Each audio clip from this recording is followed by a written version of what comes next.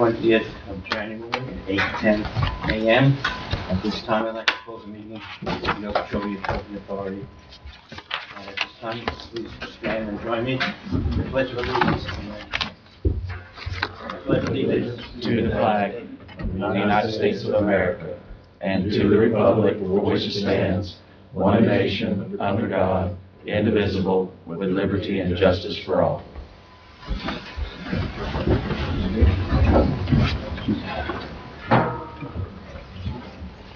At this time, we take attendance determination among members. The county, Mr. Steve Hargrave, Mr. Tabitha Trent, Mr. Glenn Snyder. Here. Mr. The City, John Gilliland, myself, Steve Nelson, and Jamie Gamatino. Present. Lades County Representatives, Mr. Harry Moldenhauer. Here. And no one hands.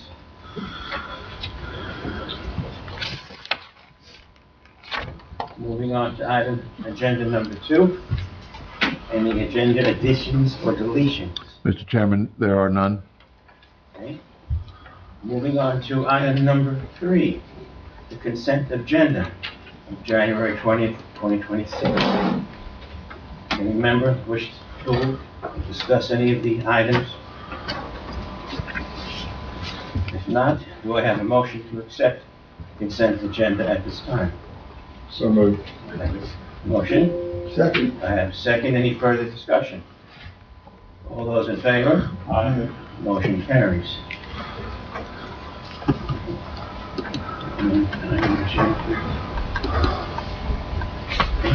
Item agenda number 16, minutes from our previous meeting, which was held on December 16th, 2025.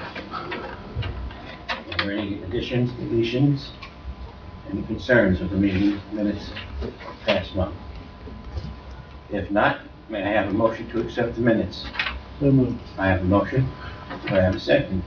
Second. I have a second. Any further discussion from the board? If not, all those in favor? Opposed? Motion carries. Mr. Chairman, who approved that first? You did? Okay, thank you. Going down to agenda number 17. At this time, in the audience, are there any public comments? If so, please step up to the podium, state your name. Okay. Moving on to discussion agenda, John? Mr. Chairman, the first one up is a request by the owners of Mini City Mobile Home and RV Park. They're requesting a reduction in their connection fees back to pre-May 2025 to the reduced rates. Ms. Mesa, is she here? She is not here. She was concerned over the pricing and wanted to get a reduction if the board was so inclined. Yes, sir. Okay. Moving on to number 9. Do we want to take action or table it, or just table it, I guess? Did they come back? Steve, does anything have to be, being that the person did not show? No, you can, there's really no motion to raise, I don't think, Mr. Director. Right. Unless it were to unilaterally do some type of reduction, we don't know anything. Nothing. Okay. Mr. Donnie? Moving on to 19 is Mr. O'Kane is here. Mr. O'Kane's property was connected, or was billed as connected to the sewer system for many years. It was determined that he is not. He's on a septic tank, and even though the sewer is available, this must have been a carryover from prior to OUA ownership.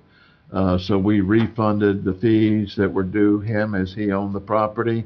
He wants to connect. His septic tank and sewer is failing. And he is here today to request of the board, again, to pay the reduced fees prior to May of last year. So Mr. O'Kane is present for that request to the board. Staff was of the position that we're not capable of doing that or honoring that, so he brought it to the board. Mr. O'Kane, if you'd like to step up the podium, name and address, and address the board. David B. O'Kane, 201 Southwest 9th Street.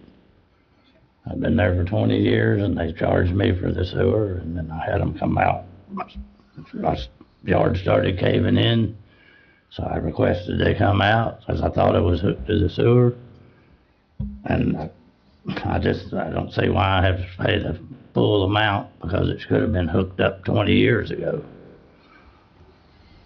I mean, you know, I'm a retired man now, and I've got 100 foot of sewer to run in my backyard. And is there any interest on the money that was owed me back? John? We did not pay interest. It was an idea that, for his ownership, he was reimbursed for the fees paid, and not being connected, and that's where we stand. So no interest is not offered, and, no, there's no reduction in fees for the capital connection charges. So he's received, a check, the money back. Yes, he has to run a pipe from his house to the sewer, and he has to properly abandon the septic tank per health department standards.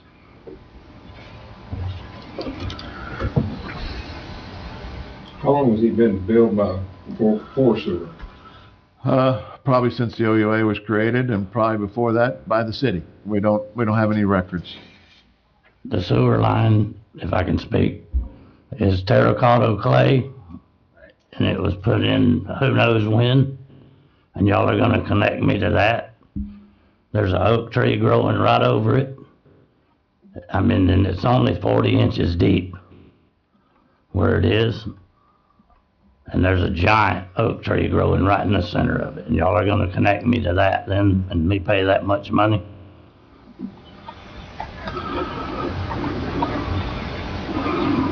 So, would he have gotten notice about the discount?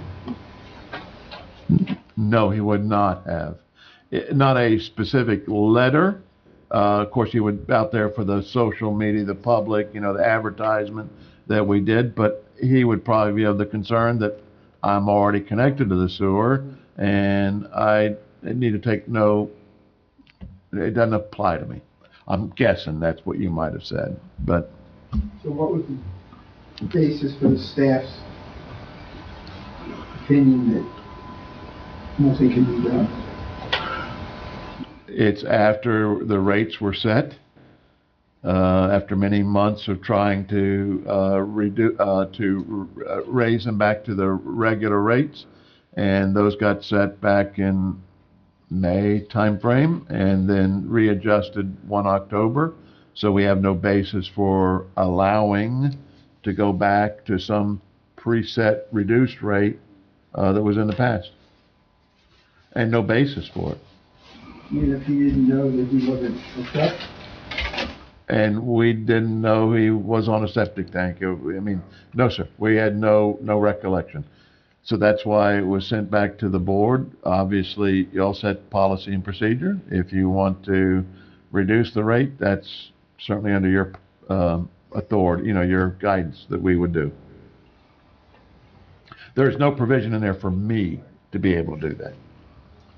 It's definitely a special circumstance. Well, it's not like you knew. It's not like you knew. Some people prior to come in and said, we knew we just didn't have the money. We just one thing or another, it slipped through the cracks. In this particular case, he didn't even know. Right. I never done anything but just pay the bill, thinking I was hooked up, which I realized they gave me my money back, which is fine, but I'm just looking, I don't work anymore. And I'm retired, and So you would be happy with respect, you would charge the original discounted amount, is that what you're telling us? what's that? You would be happy to pay the original discounted amount? Yes. What would that be? I don't know off the top of my head, but what we were operating up until that time was a 75% reduction of what it is supposed to be. And what is it supposed to be for him? I don't know the number. Do you know what it is? The non-discounted. I can go find out if I want. It's like, It's on the agenda The item. agenda says, yeah, 6320, 6,320. well, let's see, that's in there for what? That's what they're charging me now.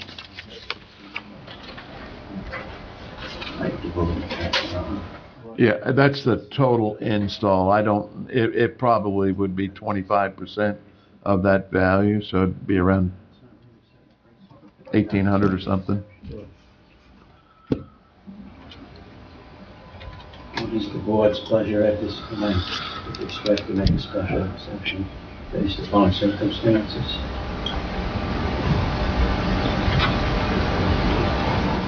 I'll make a motion that he be charged a discounted rate. Yeah, I'll second it. Okay. I have a motion on the table right now to go ahead to go back to the original discounted amount for the gentleman. And just for purposes, that's the 75% reduction, right? That's correct, yes. I have a motion and a second. Is there any further discussion? All those in favor? Aye. Motion carries, sir. Granted, request. Thank you. My pleasure.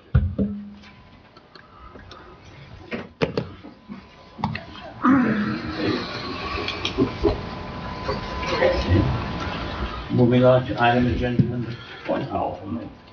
So, Mr. Chairman and board members, we have Lakefront Estates members here this morning that would like to talk to the board about the Florida Job Growth Grant Fund.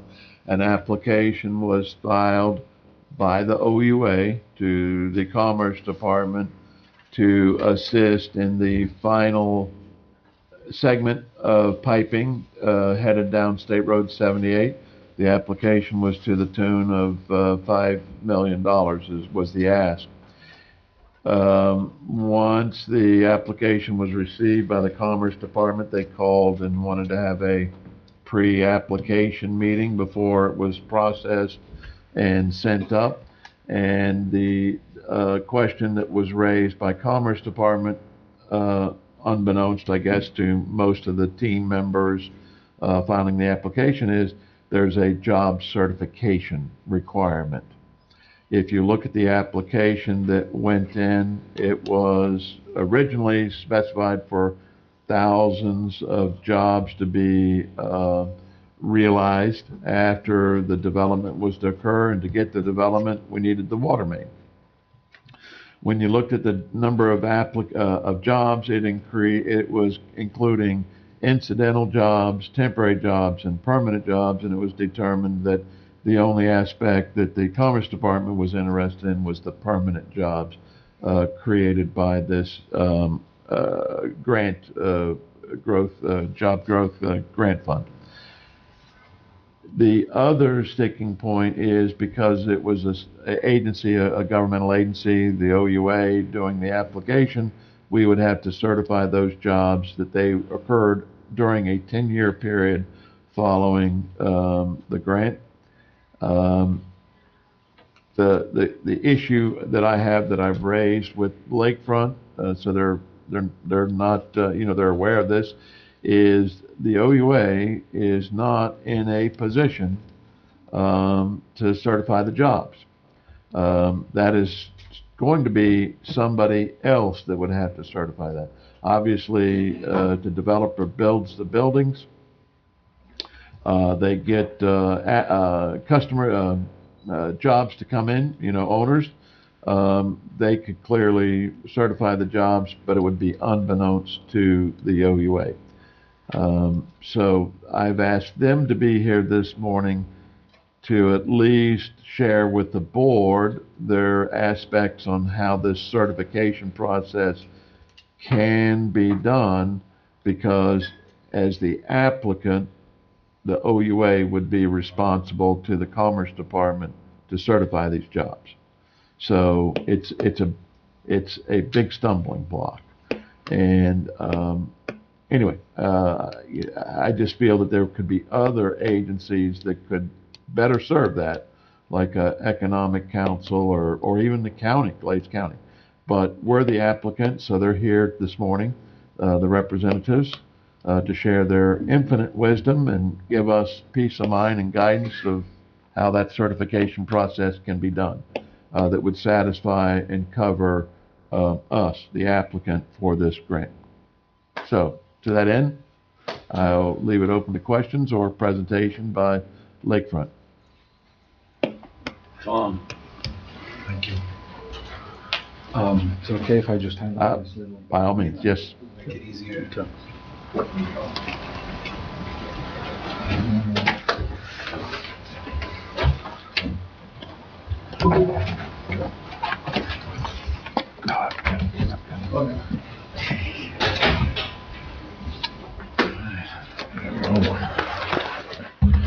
Good morning, and thank you for honorable board members being here this morning. It's always exciting to be in front of the OUA board. We've had only positive communication and positive. We look forward to it. Exactly. We look forward to not letting John go until the project is done. Though it keeps on threatening. That's but- not going to happen. All right. That's okay. I just brought this booklet because I figured before we get into step 2, let's just talk about step 1.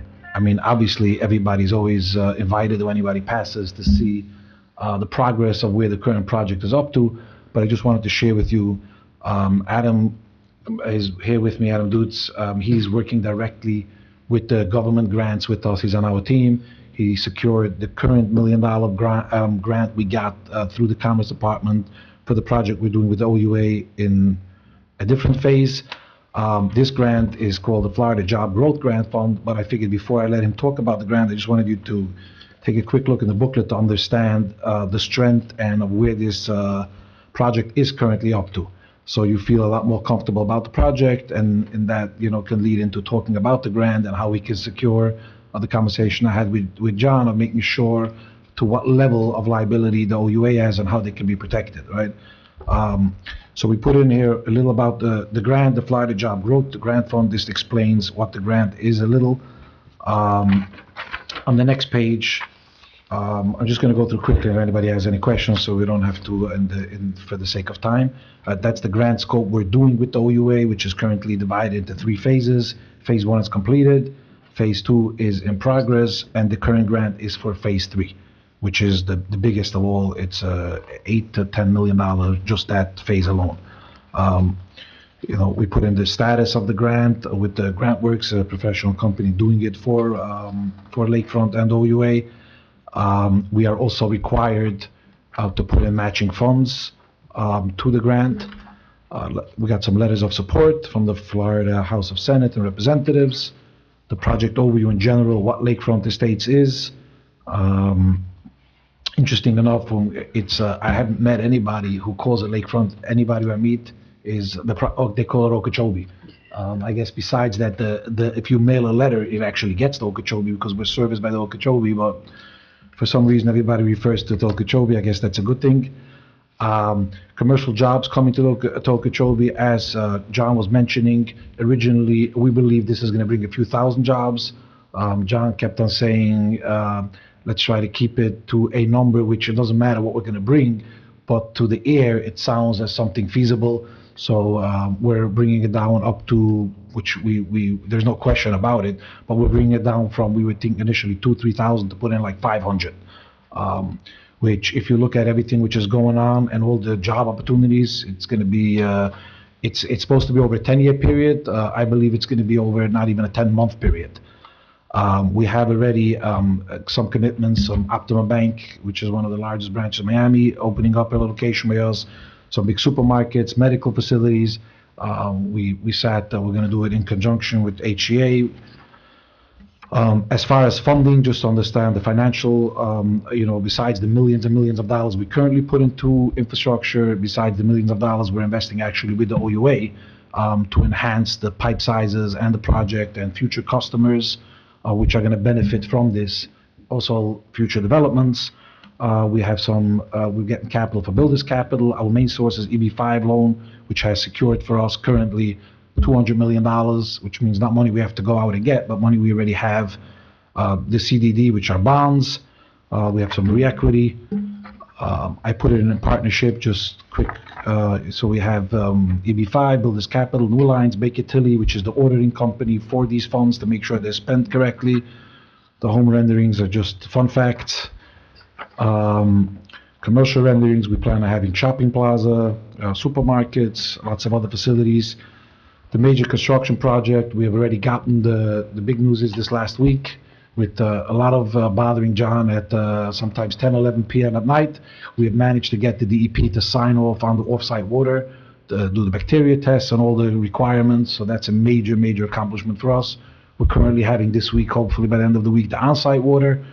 We have already over 60 to 70 houses up with most of the electric, water, sewer, all the infrastructure up now.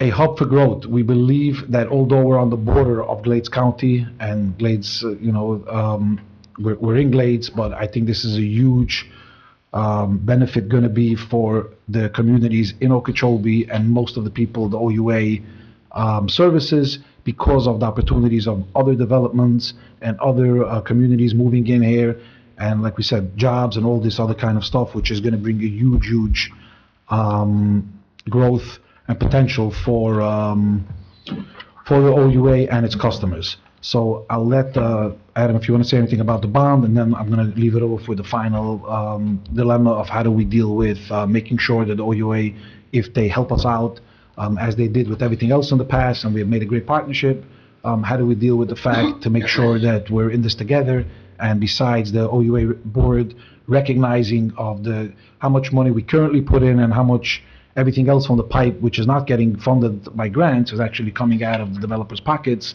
which they're paying for this. In either case, feels secure. So Adam, you want to just touch on the bond and the requirements? Yeah, sure. So first, thank you again for your time. And it's been great working with John on these grants. I just want to echo some of the parts that said specifically about this grant. So this is for phase 3 of this water line. There's bid package A. Actually, I think you can see on the board right now, bid package A, bid package B, and bid package C. We were already successful in securing $1 million grant with John and the OUA for bid A. And now this is for the second half of that project, bid B and bid C, which the Commerce Department is telling us to go for. They're very in favor of this. They love the private investment that's coming from us as the developer. And just within this grant, right, this is an application for $5 million. The total scope of this project is about 8.4, so we're coming in 3.4 million out of pocket. And they have encouraged us to apply.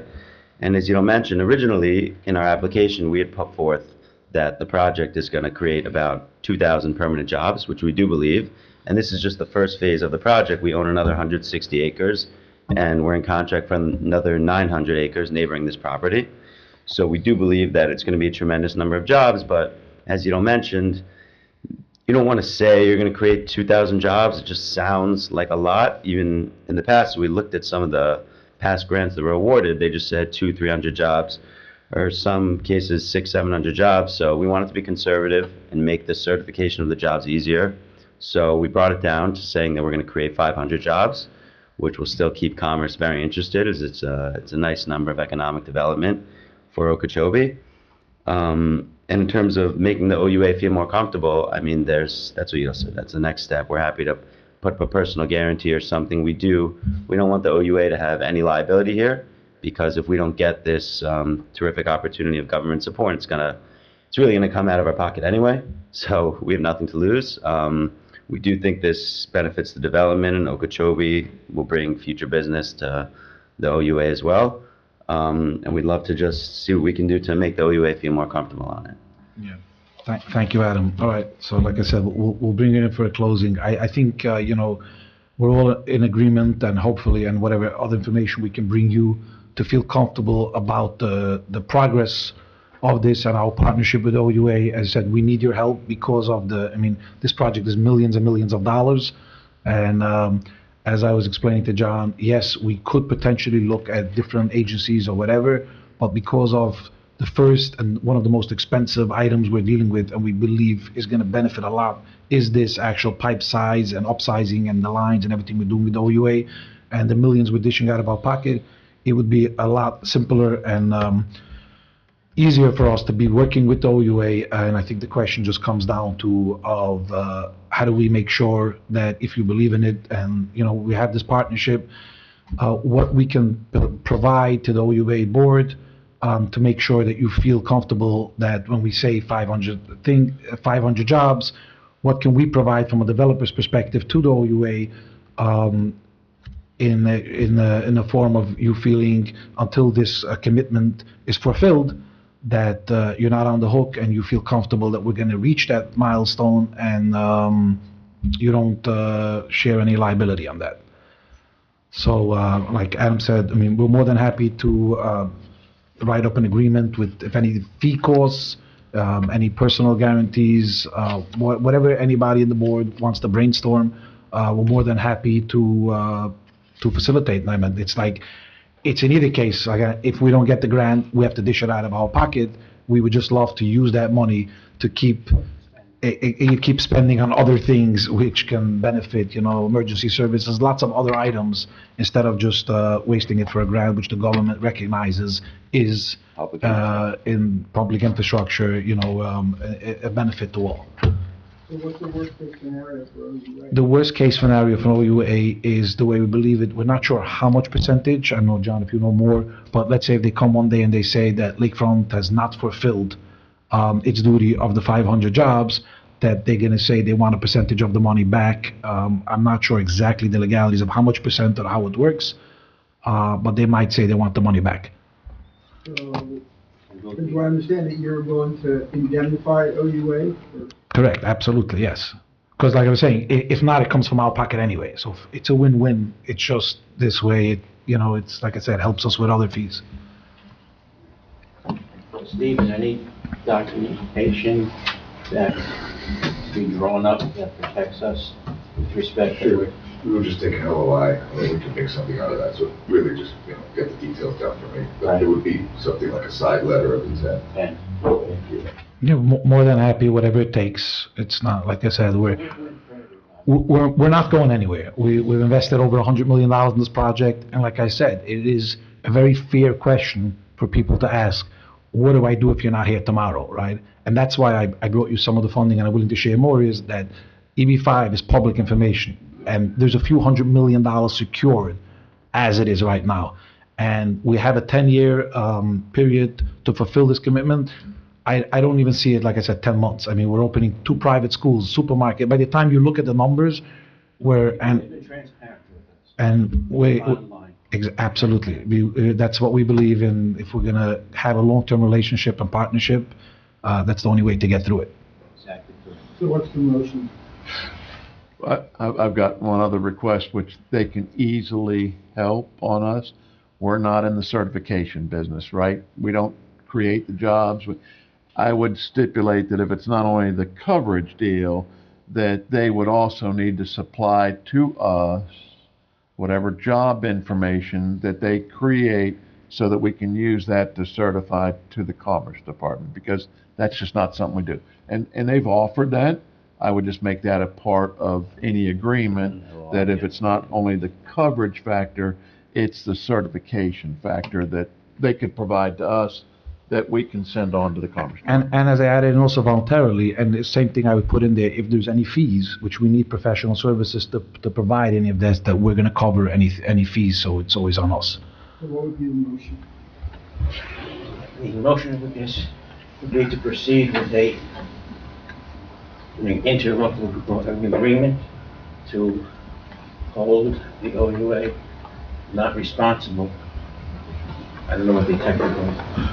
It's just called a written agreement until that becomes It basically provides the indemnification for the OUA for the $5 million grant process, and conversely also to provide that documentation for us to be able to certify the jobs complete. As stated. It might sound like an indemnification and certification agreement, I'll put it all together. Whatever you come up with, yeah, we're not worried. Like I said, we've not had any problems.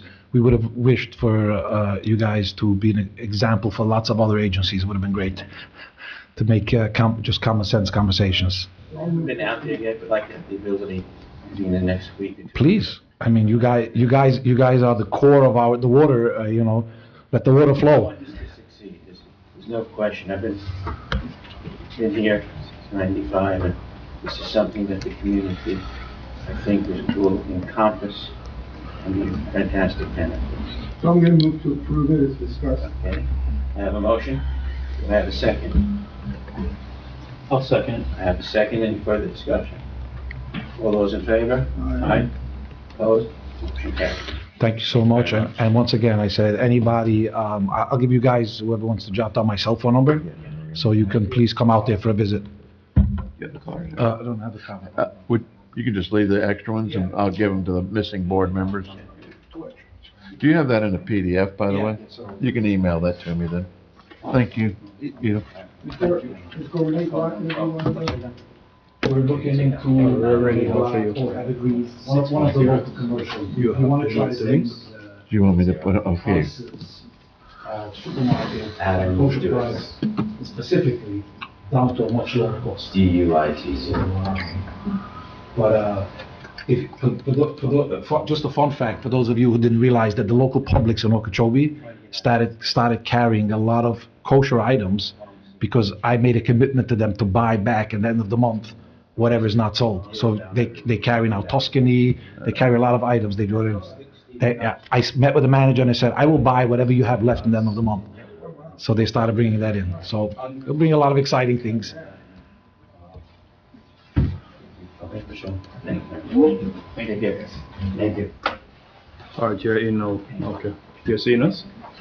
Yes, sir. Okay. Moving on to item agenda number 21. Go ahead. Large user water and wastewater analysis. So trying to work through the time, effort. This was brought up to the board back in September for looking at the large water user analysis, specifically for a master metered that's 250,000 gallons or more. There was the direction that option 2 may be the option of choice in preparing and looking at that. And option 4 was brought up, and that's what we're here to discuss with briefly. Can you go through that, Larson, what option 4 is? It essentially is very similar to option 2, but it gives us better coverage.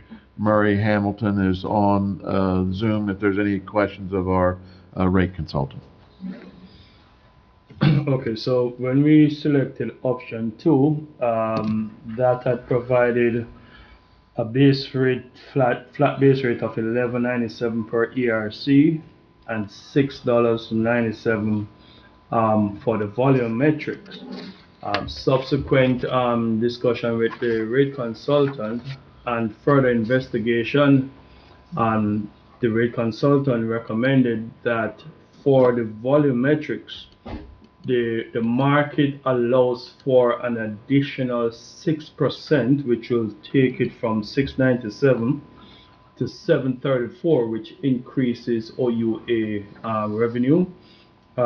So with that, since as precedent already is in place in the marketplace, we are now proposing, instead of option 2, which was earlier discussed with the board, we are now presenting option 4 as the more favorable option. And reason being for selecting option 4, we have 2 points being given.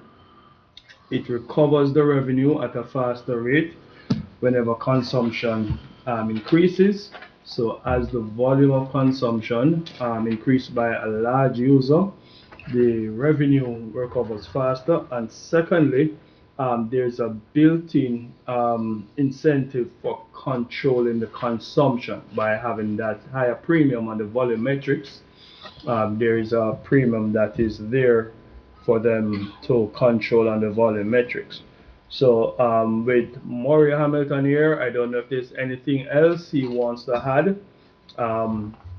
It will follow through from the water and the wastewater, a 6% adjustment. Maury, is there anything you'd like to add to the board at this time? I don't think I need to, Larson. I'm happy to answer any questions. I think you provided a great overview. Any board members have any questions? I do got one, and I don't know if it can be specific, but in addressing, I mean, this has probably come about, I'm gonna assume, I don't like to assume, but assuming that this is about because of lakefront and what they're trying to do out there. But there's a note at the bottom one of the pages, there's a 6% allowance added to the gallonage rate to reimburse the existing customers for the construction, maintenance, operation of the system that will provide immediate benefit to the developer. And in case, and probably lakefront may be the only time in the history, something like this, where the installation and all that has already been paid for out of the development or out of who's requesting it. Is that 6% still going to be put onto a customer like that? And that was just a question I had. So, and Murray can jump in here, but again, part of that is that description is not for lakefront property, but it is for the OUA system. There's an element inherent in getting the water from the treatment plant to lakefront, whether it's pumps, treatment, piping, whatever. That's the part that they're talking about they would have to pay for, not on the distribution end of it up on property. Does that make sense? Yeah. So owning, maintaining all the conveyance, the piping system, pump stations, treatment plant, that's what that's for. Not the distribution inside the OUA, like for another development, just the transmission capability. Treatment and transmission. So basically at the plants, either on the sending plant or the receiving plant. That is true, and it's also the transmission capacity to get it to lakefront. There is some ownership and maintenance of that ongoing, but not the distribution throughout all of OUA.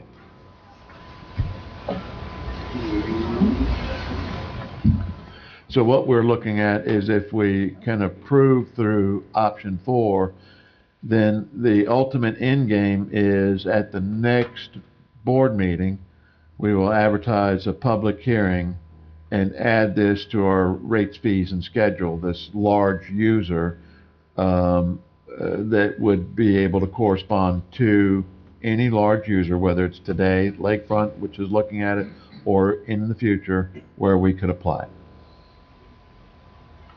And so it will formally be brought back, the actual rates that we're going to install in the schedule next month at a public hearing.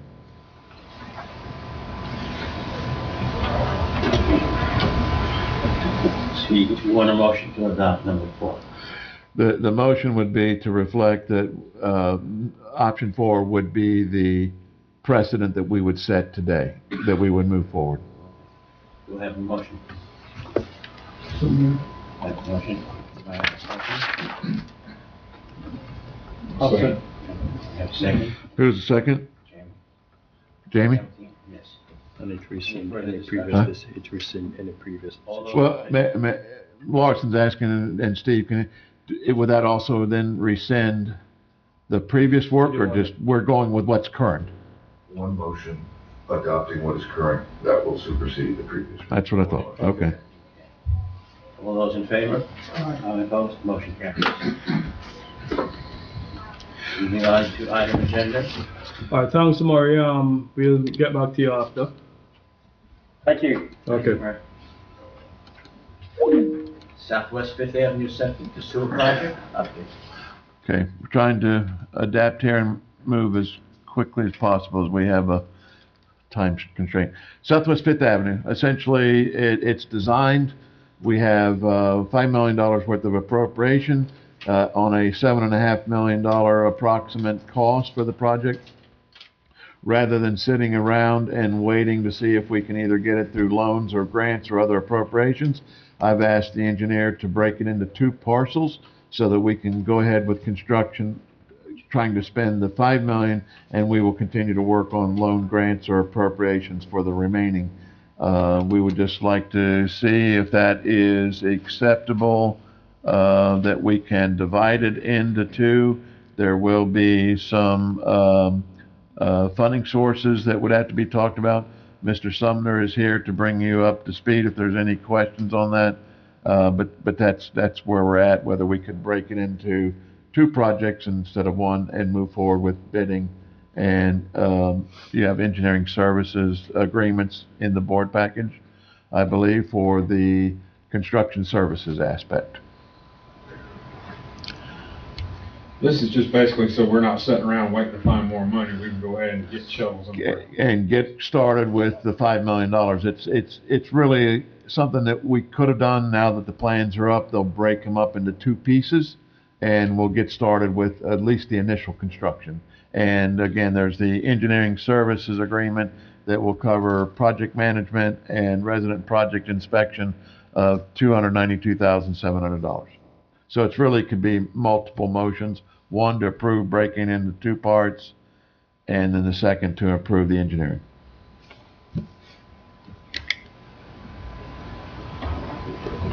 I move that we approve breaking this project into 2 parts as recommended by staff. Have a motion? Have a second? Any further discussion? All those in favor? Motion carries.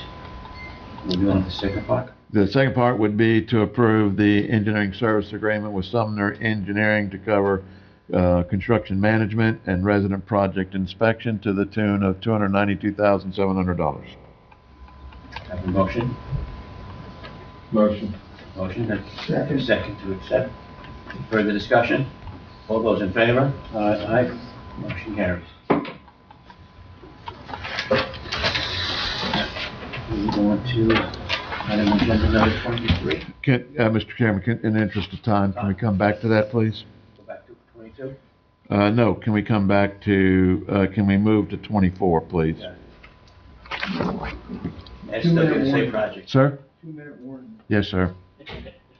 We're working fast. Engineering service agreement. Sumner Engineering has been working on this project that is long overdue. It was supposed to be done in the May-June timeframe. It is now January. He's had 1 engineering service agreement that carried us through approximately October timeframe.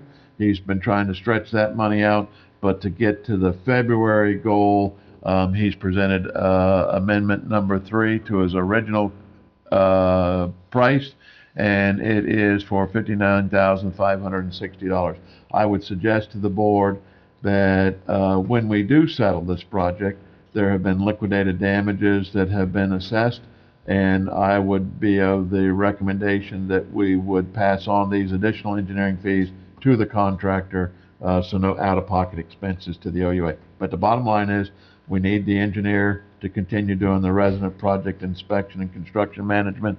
So we are at that point where we're seeking the approval of this amendment number 3 in the amount of $59,560. Do I have a motion to accept? A motion to accept. I have a motion, do I have a second? Second. Okay, any further discussion? All those in favor? Aye. Motion carries. We'll revisit this at the end with regard to damages. Agenda number 25. This is a change order for time only for the State Road 78 Phase 2 Water Main Improvement Project. The contractor has run into an issue from the design. FP&L encroached on their easement for the directional drill, and there was a cracked piece of pipe that required to be removed and replaced for a few additional fittings. The contractor and the engineer have both agreed that this is for time only, no money to the project. So the request is to approve change order number 1, providing for 35 additional calendar days to the original contract. So moved. I have a motion. I have a second. Second. Any further discussion? All those in favor? Aye. Motion carries. There's no $50 involved. It's a wash. Item number 26. One more if you can hang on. I'll walk slow. Cost sharing agreement between, for the Phase 3 State Road 78.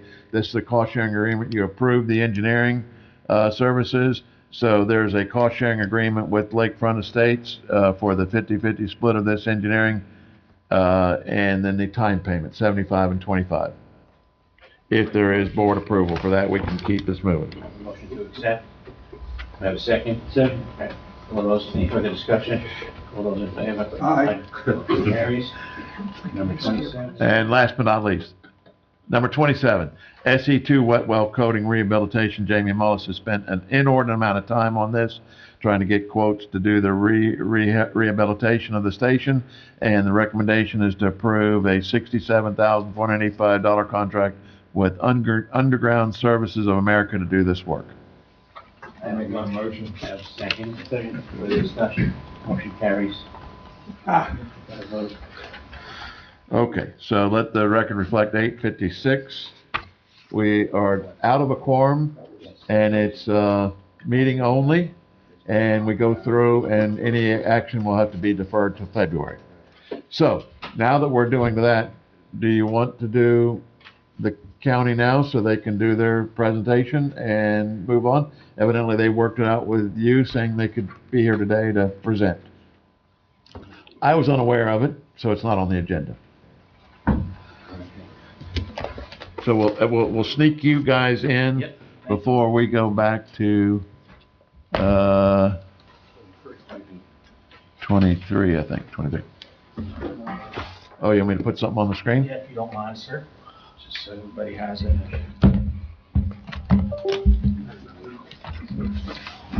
Thank you, Chief.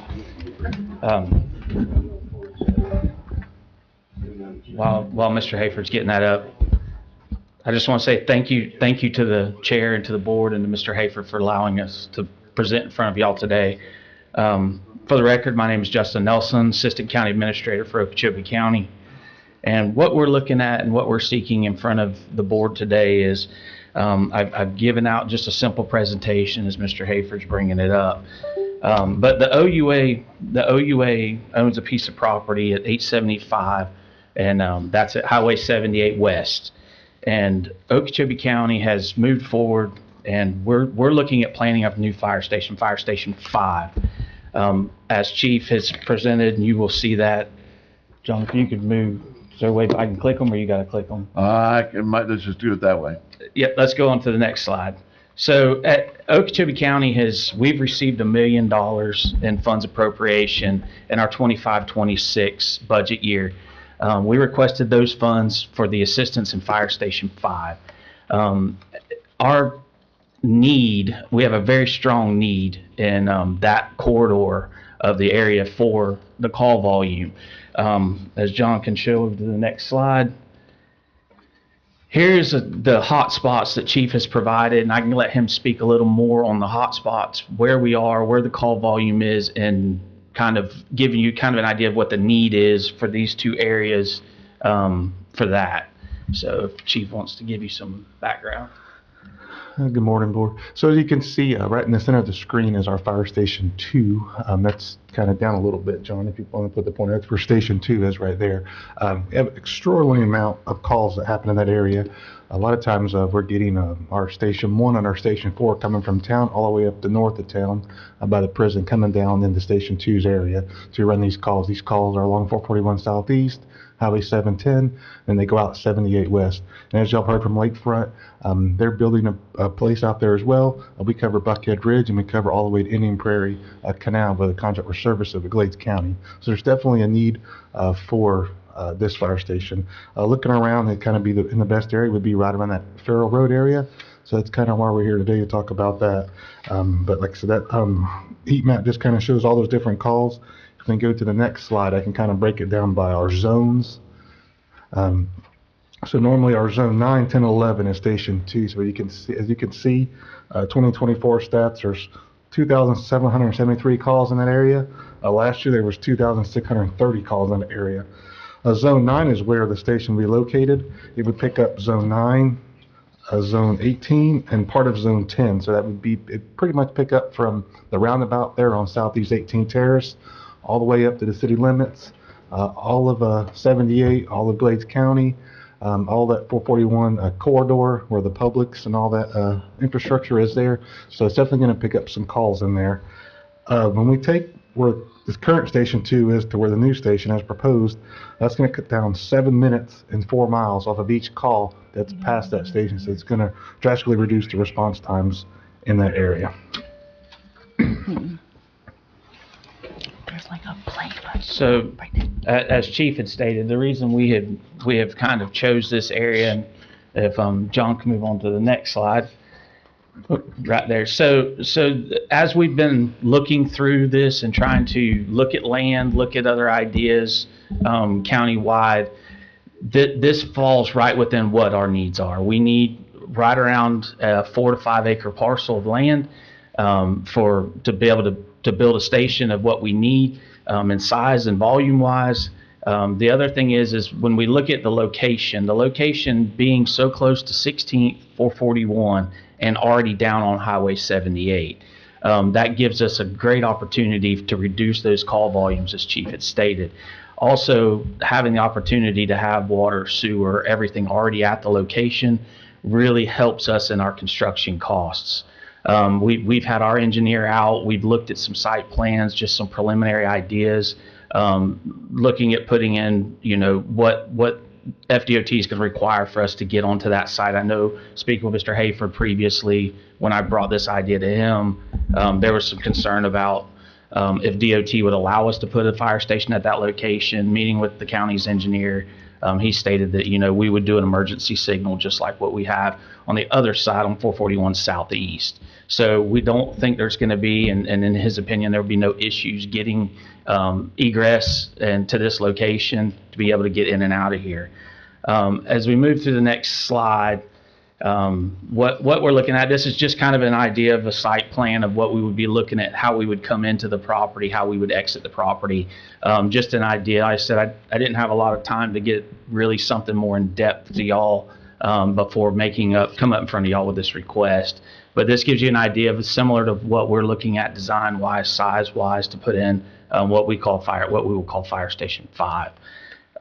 Next would be just kind of an idea of what that station's floor plan would look like. This is a little bit larger than what exactly we're looking at, but this is very similar to what we would be looking for.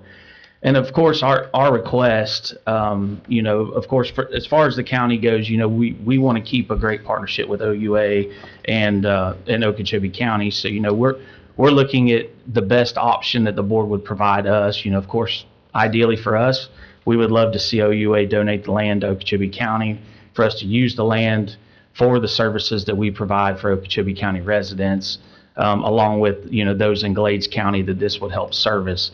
Buckhead Ridge is a big part of that service area. So getting something closer down to that Buckhead Ridge area is going to be a good thing for us also. But the main thing is what that call volume will reduce in that southwest section of town for fire rescue and our EMS services. That's really mainly what I have for y'all.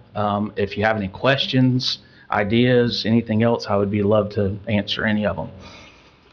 You have enough room for further expansion in the future in that site? Yes, sir. Yes, sir. That's why we were looking at 4 to 5 acres. As of right this second, even with retention and everything else, we only need about 2.5 acres to build the facility we need with the parking and everything we need. But our ideal thing is to have about a 4 to 5 acre facility, a footprint, so that we could plan for future expansion. If we need to add another bay or we need to add on additional How many bays are planned for right now? 2 bays for now, 2 to 3 bays, and it's because of our staffing size and what we can fund as far as construction costs. So, and throughout the design, we will be looking at building out the design to where future expansion is a simple expansion, to where we're not having to do big changes to add additional bays. That was my concern. For the discussion that we had, I went down to West Palm Beach over the weekend to look at Lions Road and some of the others where they're putting up 93, I think, 92 station. They're building more for the future. That's my concern here, that you build more than what you need now so that you grow into it. Yes, sir. That you have the coverage that is out there to serve the necessary area. If you have a heliport, whatever the case may be. I just don't want to see construction and then all of a sudden in 2 or 3 years you got, I know that it's not kind of related, but I just want to make sure that you've got enough property out there and all the necessary things that you require. Yes, sir, and I appreciate that. And like I said, as we go through the design, that's our main goal. That's the reason why, like I said, why we're looking at a larger parcel than what we know we need to build the footprint now. Like I said, we're around 2 to 2.5 acres. Getting that 5-acre facility gives us the opportunity for expansion. So as the community grows, especially as that southwest section keeps growing, I know there's some other stuff that's in the works down in that southwest section. It gives us the opportunity to be able to expand, add bays, add additional living space to that area. Our main goal is to with the funding we have, as of right now, we've got $1 million in funds appropriation that's coming in. That $1 million was allocated for design. Myself, Chief Wooten, and our assistant chief, our deputy chief, we went and looked and toured other sites for the main goal to try to cut that cost down to where we're finding something that's already constructed, that's already built, that fits our need for future, and then we can look at that as future expansion. So we can get that additional thing at a lower cost than redesigning, starting all over, so that we can move those construction costs. And we've met with the grant underwriter, and we will be able to move the additional funding that we don't use for design into construction. And the BOCC has already committed about $350,000 to $400,000 to the project additional, to say, look, if we can get this moving forward, let's try. So our goal is to get what we need now built, but have that future expansion already in the plan, so that as we move forward, we can just keep adding on bays, adding on the services that are needed in that location. I know you're on talking to Mr. Burrows. You're on a very tight timeline, I understand. Yes, sir. How soon do you need from us a decision? The sooner the better. We have about 14 months left on our time for land acquisition, and that's to move forward with the grant. So we have at least 31 days minimum. Yes, sir. No, and some members that are not here, and I would want all the other members. Yes, sir, we don't have a quorum, so there's Yeah. nothing, this is informational purposes only. Correct, I know. But, yeah, no, and I'd be more than happy to come back and any time. I just want to get it out there. yeah, we had this discussion, because a long time ago, I worked with Chief Tony. This is one of my pet peeves, so to speak, to make sure that we do this the right way. Yes, sir. Both parties are happy with the outcome. Yes, sir. And we definitely said we appreciate the time, for y'all to hear what we're looking at and to just entertain the ideas of what we are looking for. Like I said, the least amount of money that we come out of pocket, and that we can let the grant dollars cover, for us is the best option. And we had some other sites in mind previously, but when we're looking at some of the other opportunities that we have, it makes the most sense for what the call volume is and what the need is right now to be in this area. And that's the best suited site that we've been able to come up with. Yes, John. I got a couple questions. This footprint that you're showing, what's the expected cost of that building? So it will depend on once we do that modification, but we're looking at about a $1.5 million facility. And then equipment to put in it? The equipment, we already are being able to use surplus or equipment that Chief already has in replacement. We will be moving those into that area. So those are the easy questions. Then the only one that really applies to us, water and sewer. Where you put, there's no sewer available, but it's in the area, right at 16.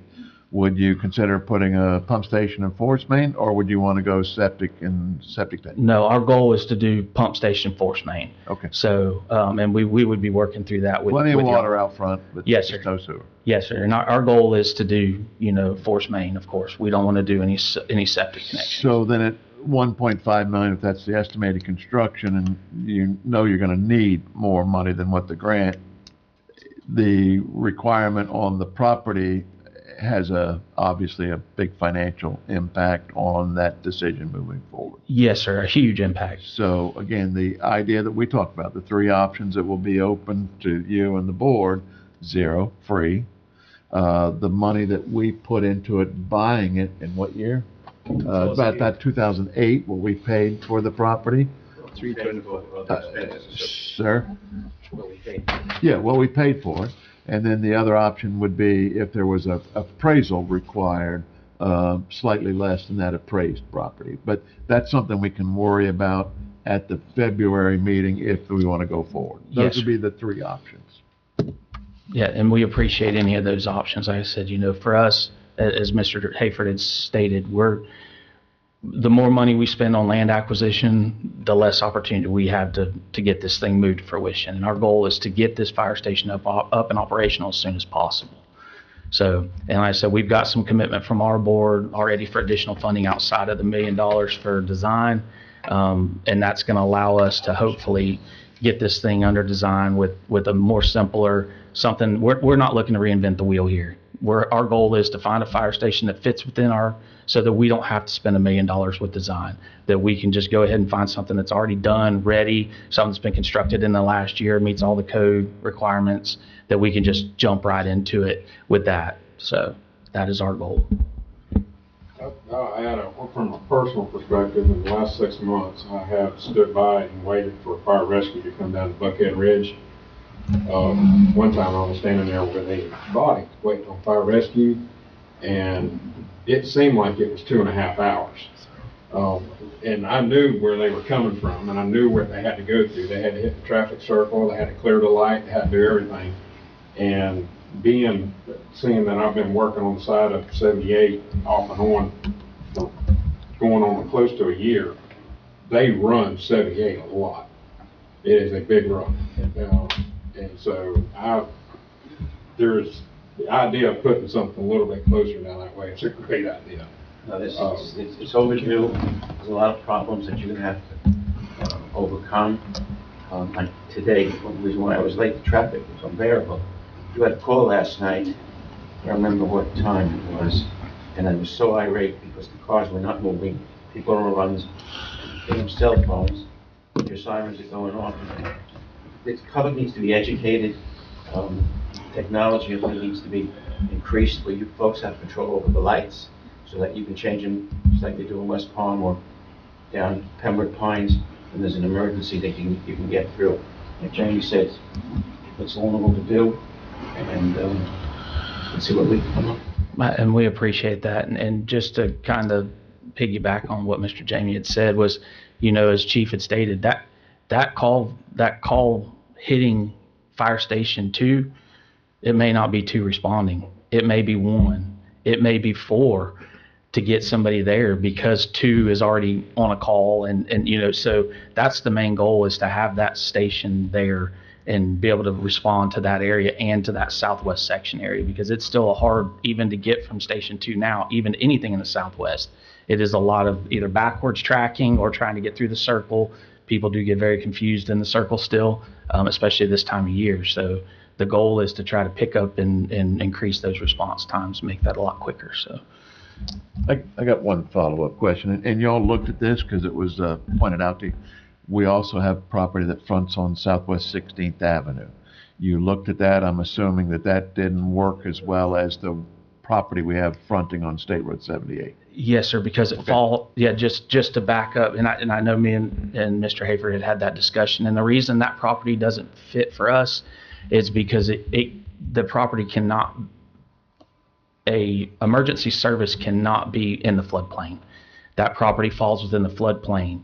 This property just skirts outside of the floodplain. So when we look at the FEMA maps, we cannot put an emergency service response in the floodplain area.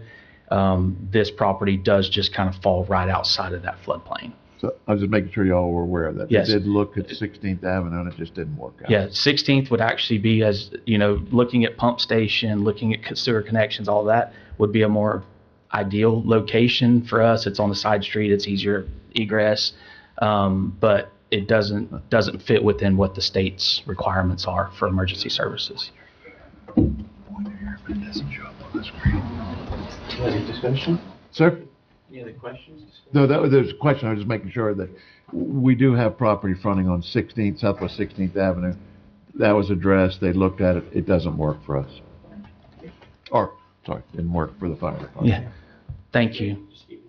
Thank you so much. And we'll come back in February. We'll put it on the agenda for February. I will go ahead and put in that request as soon as possible. So thank you. Thank you. Thank you.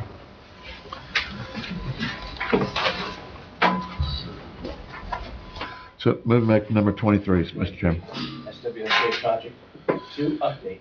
So this is a long-going project. We've had, it's, like I said, it's gone on for well past, the completion time of May, June of last year. But we have reached through OUA staff's help and the engineering and certainly the contractor, we've gotten to a point where we're able to, get passing test on the collection system and the vacuum pump stations. So as we speak, we are allowing a couple homes to connect in this week in Oak Park, the first to connect to the system. And then that will be followed by some other existing customers on Southwest 24th Avenue, the south end of that. So this is really just provided for discussion purposes, but just to let the board know that we requested of the contractor to get a partial release on substantial completion. The contractor has agreed, so we've checked with our lending partner, the USDA. They've agreed to it in theory and concept that we get a partial substantial completion on project 2. The engineer is here if you have any questions concerning where we sit on project 2. They have not met total, complete, substantial, so they're not out of the liquidated damages portion, but we can take beneficial use of the collection system. Questions? What's the extent of the leaks? The leaks? Primarily, they've been located at each house, not at each house. In a group of houses, there's a vacuum pit. It goes gravity feed from the houses to the bottom of the pit. When it fills up, there's an automatic hydraulic mechanism that allows the vacuum to enter and draw the waste out. Well, the leak has primarily been in the top portion where the valve is that comes in, or what they call the whip, the connecting from the pit to the main line, has had vacuum leaks. Very small, but they have to go in and fix those leaks. There's been, to my knowledge, very few in the main line. There has been a few early on, but recently it's all been at the vacuum pits. Is that still? Yes, it's still primarily where they're finding the leaks. So there started out at 7 roads that we couldn't get passing, so we isolated them from the whole system, and we're ready to, and that's why we're getting a partial substantial. The 7 roads, have those been, is it still 7 roads, or do you know that it's down? It's still 7 roads. They are on 17th Street in Oak Park this morning, trying to find the leaks there, and then they'll work their way south and then over to 23rd. So they're still working on 7 roads within, 6 of them primarily in Oak Park, and 1 at, what's it, River Bend, or whatever that subdivision 23rd, is? Southwest 23rd Terrace. Okay. What is it? River Lake Estates. River Lake Estates, that's correct. I think I even wrote that in here somewhere. You think I'd have remembered that? I can never remember it either. Yes, it's in there, River Lake Estates. So that's kind of where we are with project 2. It is not complete. We're striving to try to get it by his agreement number 3, that sometime in February we can reach both substantial and after they do the restoration and project closeout, get to final completion. All right. Any other questions? Okay. Item agenda number Let's see. 8. We are down to 28. So in your board package, there is a master meter agreement. Then this is Lakefront Estates. Once again, that's the most current one, where we are going to be setting up multiple master meters, at least 2, maybe 3, excuse me, as many as 3, to serve the distribution system on site. What you have in front of you is our initial agreement that's gone through OUA staff and legal review, and it's up for board consideration to see if in context that this is a workable agreement, and if so, then I would like to be able to present it to Lakefront Estates. They have their shot at looking at reviewing it, and then we bring back the master agreement for adoption at the February meeting. Okay. Steve, did you have any comments or questions on what's in there? Airport's one of the things I reviewed, just a couple, was that we finalized, I feel like last week. Well, there's appendixes, like for the master meter easements. The actual calculation now is going to be based upon option 4 that we talked about, and we can go through that and add that in. But for the framework, we believe that this is a very good initial starting position to give to Lakefront for their review, if the board is in agreement with what's in their package.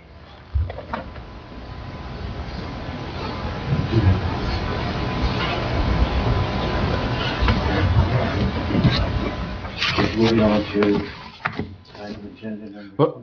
Well, are we good to? Are we? If there's no questions, are we good to go ahead and just as direction, we can get this to the developer and get them to review it?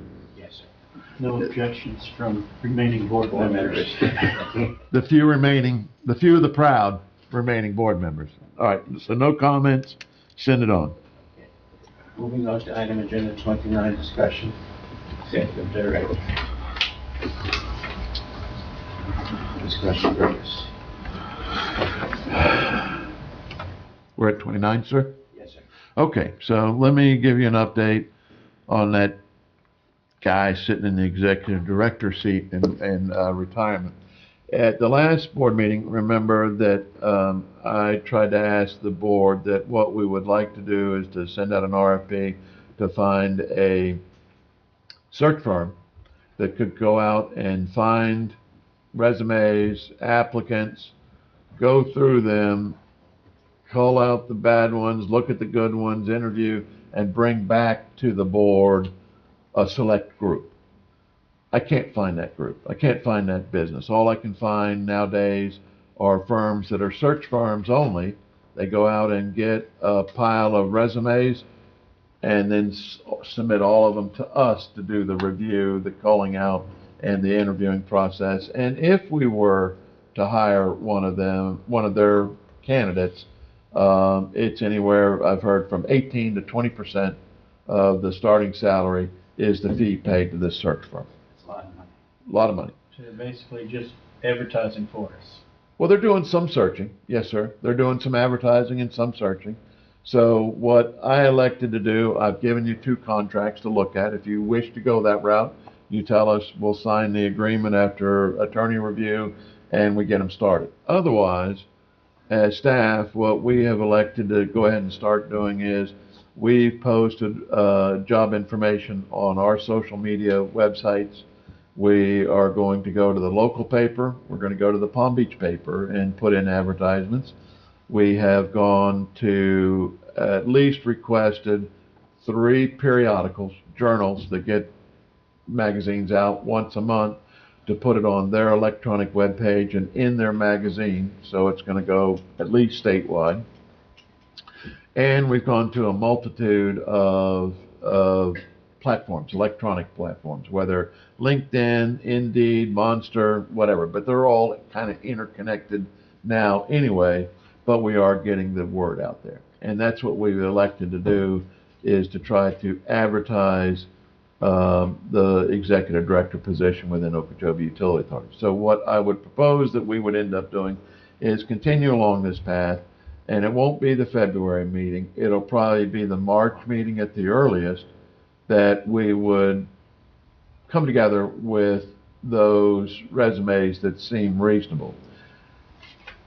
I would like to suggest that the board consider creating some kind of reduced search committee, because bringing 100 resumes or 50 resumes to the full board, it would take up a lot of time for a lot of people to discuss. And if the board was so inclined, does not have to happen today, but maybe by the full board meeting in February, we create a search committee. Whether that search committee is made up of board members or people from out in public, that would be something that I would need direction from the board as to how you want to, if we get these resumes, how do you want to review it? I agree with what you're saying, no question. I think we need to also possibly look at the Wall Street Journal to advertise for somebody. I think with respect of having a committee from the board, and the possibility, I'm just throwing this out as of some of the supervisors who are here. They have full knowledge of it, and they have the opportunity to apply. I know, but besides applying though, for those who didn't want to apply, to give us some input of those applicants because of the knowledge that they have, but to make sure that we're getting the right people coming in So as a committee. here's the dilemma for that. For me, it's not much of an issue because I'm retiring, but for staff to be a part of the review committee, what happens if one of the members that they didn't think highly of is actually appointed as the executive director? Is there any blowback? So I caution you I agree. that staff, while they are very knowledgeable, whatever the staff you want to use, there is that potential. You have to be correct. So that's why I was saying if it was board members, or let's say it's somebody out in the public, that you wanted to help try to create a manageable search committee, they can pare down. And I'll be glad to help because I'm knowledgeable of what's needed and I'm leaving. So that I think we'd be best having a committee from the board by itself. that's something for y'all to think, and certainly by February, it gives us still ample time to create. If we have more than one board member, I'm good with that, but then when we have meetings, we will just publicly advertise that there is a meeting, and we'll cover it from the state standpoint, that it's a public meeting and open for the public. Would it be, Steve, would it be permissible in order to save some time that John send out some emails to the other board members to see if they would want to serve on the committee? You can canvass that, that's not. But again, remember, I'm not gonna be bringing these back till March, so I we still have the understand, February. But in the interim, you could find out whether the others who are not here, if they don't have a desire to sit on the committee, then we can just speed things up. But there certainly has to have that, they have to be thinking about it in advance. This is not something I can just broach in one meeting. No, but it gives them the ability to think about it. That's all I'm saying. Okay. Item number, Is there any other, I mean, the whole process, are you in agreement with the way that we're, as staff, we're pursuing this? Sounds like we're Yes. not getting much bang for our buck with the search, business or whatever. Well, you're getting bang for, you're getting bang, maybe a little bit of bang, but a lot of buck. And they might be better, you know, we can engage them. If we don't use them, then we don't owe them anything. But I would like, we started this process, I'd like to give it a little bit of time to see how well it works out. Right. And I would like to follow up on a question that you raised. Wall Street Journal, why would you think that that's necessary for Florida? because it's nationwide. You'll be surprised. I was a very, very avid reader of the Wall Street Journal. But keep in mind, all of these electronic web pages are nationwide, international. It's getting out there. I'll bring you back to price. I don't know what it would cost. Neither do I. We'll try to find out. And I'll approach you. Just to run it in the Palm Beach Post and on their website was to the tune of about $450, just to put it in perspective. John, does AWWA have a job posting? I'll have to look and see. The ones that we've done is Florida Rural Water Association. We've contacted Florida Rural Water, the Florida Association of Special Districts, and the Water Pollution Control. Water Resources Journal. I think I put it in here, didn't I? Oh, yeah, Water Resource. So we'll look at AWWA and WEF. Unfortunately, they might have them, but you know they're obviously looking more towards the operator end of it than the administrative. But we'll see.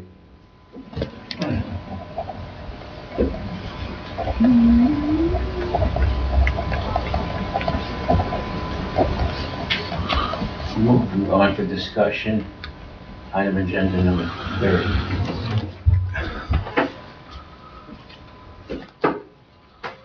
So this again, unfortunately, I missed this one while we had a quorum. The CAS Governmental Services LLC, their annual contract, their current contract that they're working on has an automatic renewal for annual renewal, which we could extend.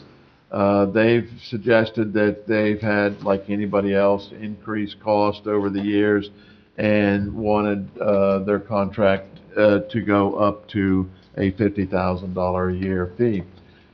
CAS Governmental Services, as you might be aware, does all our statewide lobbying. They manage, like right now, they're out there lobbying and watching for bills that have been filed to see if there's impact to the OUA.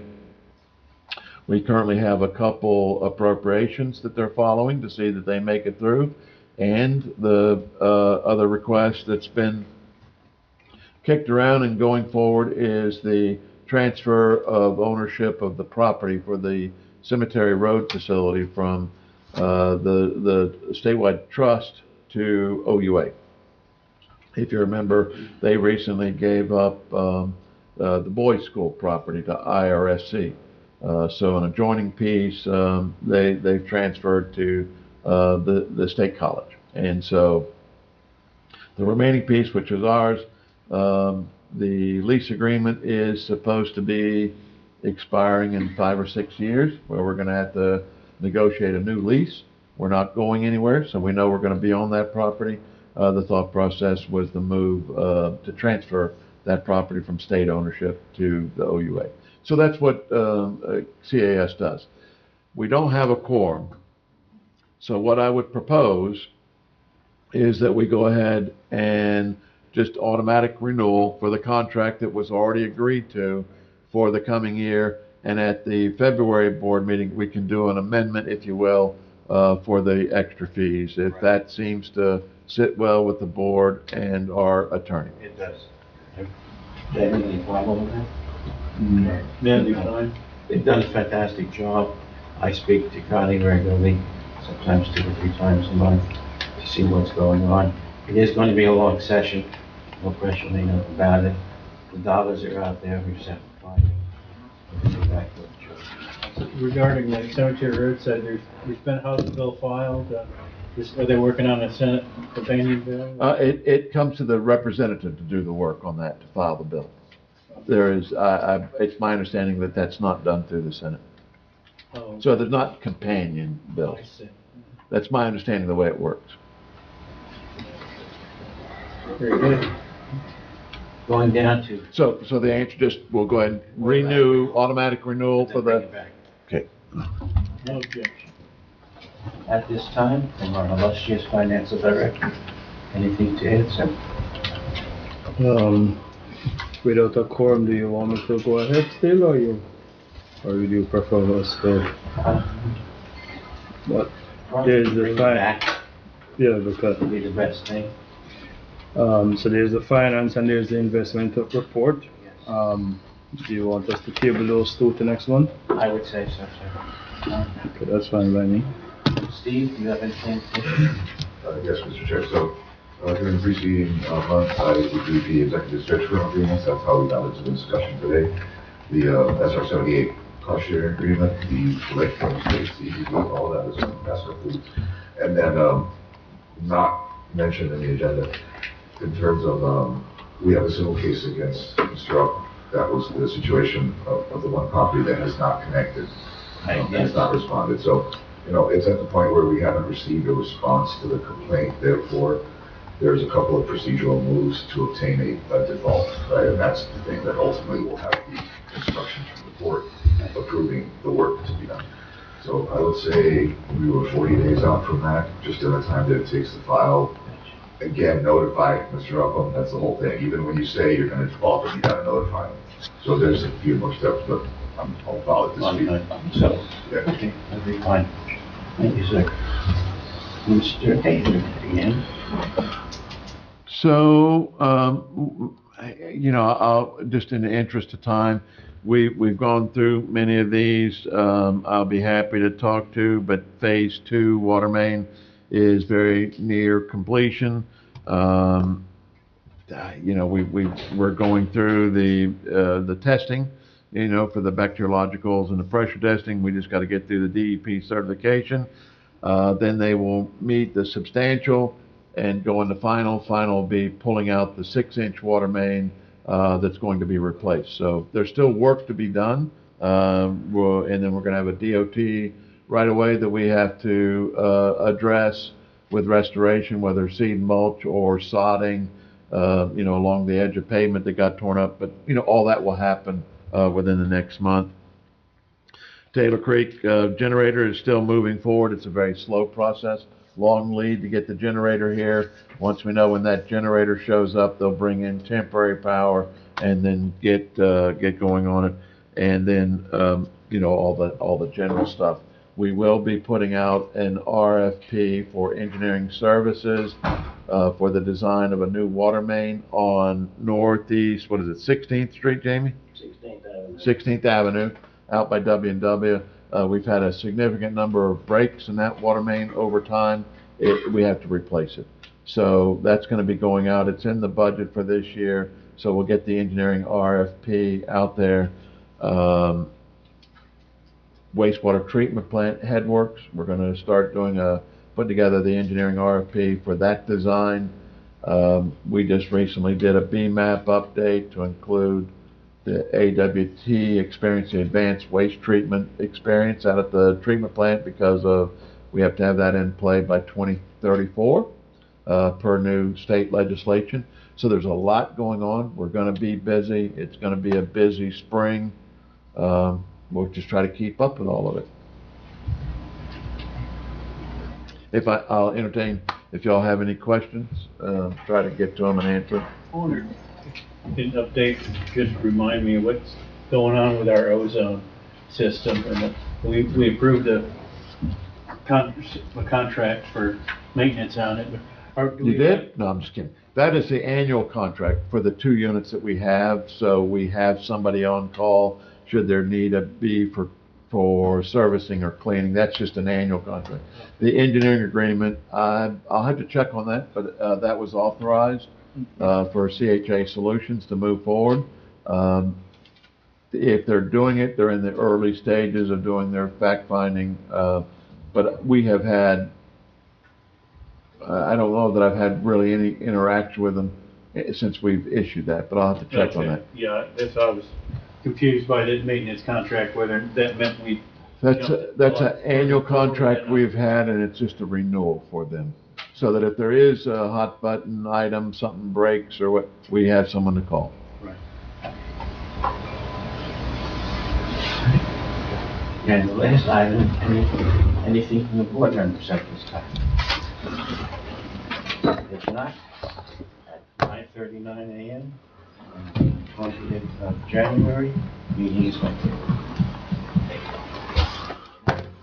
Hi, I know the meeting's over, but can I just, I'm really concerned, I've been coming to the meetings, how often there is not a quorum and you cannot get business conducted. That concerns me as someone in the audience. Just listening to the fact that you're having